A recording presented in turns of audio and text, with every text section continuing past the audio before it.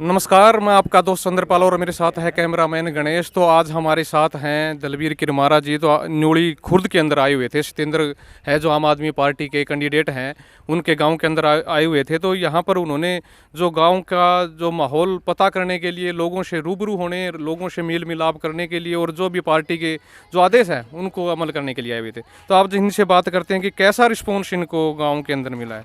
हाँ जी, नमस्कार। हाँ जी, नमस्कार जी। गांव न्योली खुर्द में आना, सत्येंद्र सिंह के गांव में कैसा रिस्पॉन्स मिल रहा है? बिल्कुल ठीक है। देखो, आम आदमी पार्टी एक नई पार्टी है और एक ईमानदार और बढ़िया पार्टी है।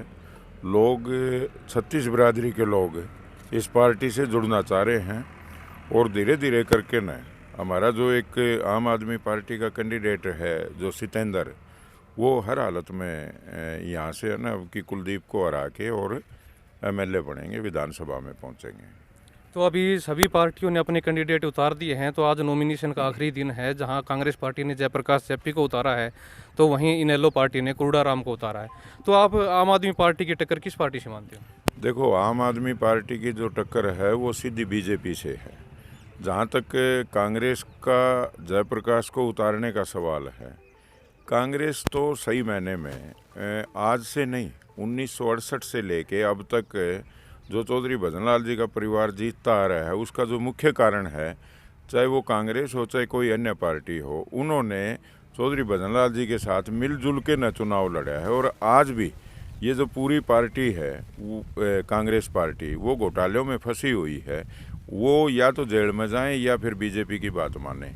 आज जो कांग्रेस ने कैंडिडेट उतारा है वो सिर्फ इस बात के लिए उतारा है कि भाई हमारा जो कुलदीप बिश्नोई है ना, वो हर हालत में जीतना चाहिए। और कांग्रेस पार्टी और जनता ये जो बीजेपी है, ये दोनों मिलके चुनाव लड़ रहे हैं, इसलिए इसका फ़ायदा आम आदमी पार्टी को लगातार हो रहा है। और आम आदमी पार्टी का जो वोट बैंक है वो लगातार बढ़ता जा रहा है और हम मतलब है ना बिल्कुल पूरी तरह से जीत हासिल करेंगे, ऐसा लोगों के विश्वास के ऊपर हम ये बात कर रहे हैं।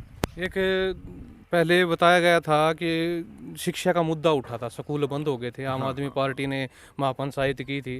तो एक कुलदीप बिश्नोई का भी बयान आया था कि इन्होंने ये तो अपनी रोटियां सेकने के लिए आते हैं स्कूलों के लिए, टीचर बुला देते हैं बच्चों को और ये जो भाषणबाजी है वो करते हैं। देखो, लंबे समय से 1968 से लेकर अब तक चौधरी भजनलाल परिवार का यहाँ राज रहा है।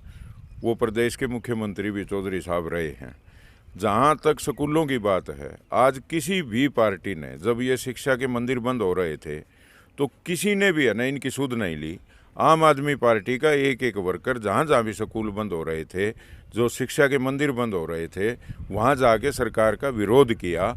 और आज जो मोहब्बतपुर ढाणी का जो स्कूल है, जिसमें अनुराग ढांडा जी बोल के आए थे भाई किसी भी सूरत में हम इस स्कूल को बंद नहीं होने देंगे, लेकिन 2 दिन के बाद जो कुलदीप जी कह रहे थे कि भाई हम स्कूल बंद नहीं होने देंगे, लेकिन जब ढांडा जी ने कहा तो उसके अगले ही दिन है ना आदेश आ गए वहाँ मतलब स्कूल बंद करने के। लेकिन हमने फिर ताल ठोकी और ताल ठोकी तो अब है ना स्पष्ट आदेश आ चुके हैं कि इन स्कूलों को बंद नहीं किया जाएगा। ये आम आदमी पार्टी की जीत है। ये आम आदमी पार्टी जो शिक्षा और चिकित्सा के ऊपर, आम जो जनता की मूलभूत सुविधाओं के ऊपर जो ध्यान दे रही है, जिस प्रकार से उन्होंने दिल्ली में लगातार शिक्षा स्वास्थ्य पर जो काम किया है, उसका असर तो पंजाब में देखने को मिला। और पंजाब में सरकार आई तो पंजाब में भी उन्होंने इस नीति को अपनाते हुए और यहाँ हरियाणा में भी यही काम करना शुरू कर दिया। इससे मतलब है ना हमारा जो कैंडिडेट है वो हमारा नहीं, वो जनता का कैंडिडेट है।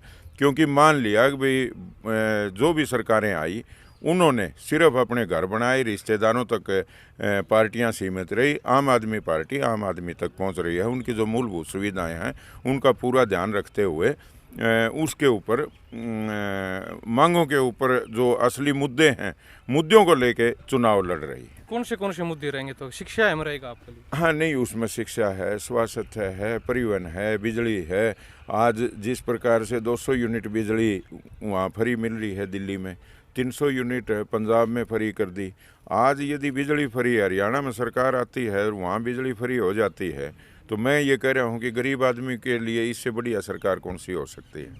तो ये सभी मुद्दे ऐसे हैं जो जनता से जुड़े हुए हैं। जो जनता सुबह से लेकर रात में सोने तक जो चीज़ खरीदती है उसमें टैक्स लिया जाता है। वो टैक्स के पैसे से जहां जनता की मूलभूत सुविधाओं का ध्यान रखा जाएगा वहीं विकास भी जोरों पे होगा। अब आपने सुना होगा दिल्ली में जहां पुल 500-700 करोड़ रुपए में बनता था, वहां सरकार ने 200-300 करोड़ रुपए बचा के न जो भ्रष्टाचार होता था, कमीशन खोरी होती थी, वो पैसा बचा के न और जनता के काम ले दिया।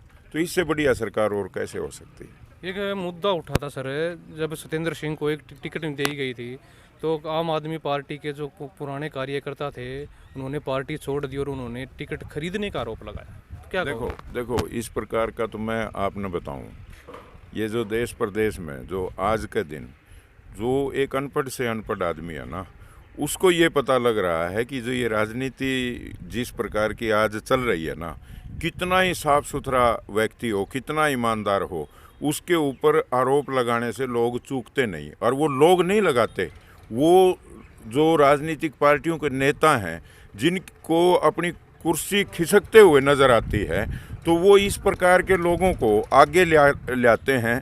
भाई उस पार्टी ने टिकट बेच दी, ऐसा कर दिया, ये कर दिया। ऐसा बिल्कुल कुछ भी नहीं।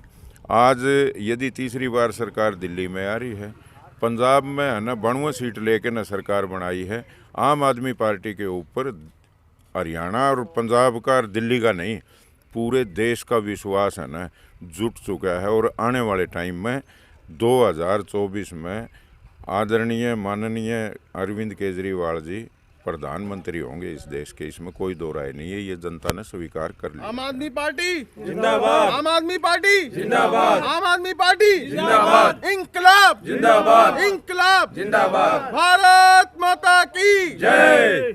एक आखिरी सवाल हो रहा है जी, अब वोटों के चक्कर में आदमपुर के स्कूल खोल दिए, लेकिन पूरे हरियाणा के स्कूल बंद हुए, उन्हें क्यों नहीं खोले? देखो हम ये कह रहे हैं, जैसे ही चुनाव होगा और ये एक बहुत बड़ा मुद्दा है शिक्षा का, अब हम यही तो जनता को समझाना चाह रहे हैं। जहाँ इनको वोट की ज़रूरत होती है वहाँ तो वो कुछ दिनों के लिए उस समस्या का समाधान करने की कोशिश करते हैं, और जब वोट मतलब है ना एमएलए बन गया, वोट की राजनीति ख़त्म, फिर 5 साल 4 साल और 8 महीने तो कुर्सी का आनंद लेते हैं नेता, और फिर 2-3 महीने के लिए जब वोट की ज़रूरत होती है तब आते हैं और फिर कहते हैं तारे वारे न्यारे कर देंगे। अब ये जनता समझ चुकी है कि यदि देश में कोई है सरकार है तो आम आदमी पार्टी की है। बाकी सब जो नेता है इन्होंने चेक कर लिए हैं, देख लिए हैं, सबसे विश्वास उठ चुका है। इसलिए आम आदमी पार्टी जब शिक्षा का मुद्दा लेके चल रही है तो इसको हम मतलब है ना पूरे देश में सिरे चढ़ाएंगे और गरीब से गरीब आदमी के घर तक है ना शिक्षा को पहुंचाने का काम करेंगे। जिस प्रकार से दिल्ली में 4 लाख जो प्राइवेट स्कूलों में से बच्चों ने अपना नाम कटवा के और सरकारी स्कूल में जो एडमिशन करवाया है, इस प्रकार के हालात हरियाणा में कर देंगे कि इन प्राइवेट स्कूलों का तो ताला लगेगा और सरकारी जो स्कूल हैं उसमें एक गरीब तो पढ़ेगा ही पढ़ेगा, अमीर जो लोग हैं वो भी इसकी तरफ सरकारी स्कूलों की तरफ ध्यान करेंगे। ठीक है, धन्यवाद जी। ये तो हमारे साथ है दलबीर किरमारा जी। तो बने रहिए चैनल के साथ, मिलते हैं अगली वीडियो में। धन्यवाद।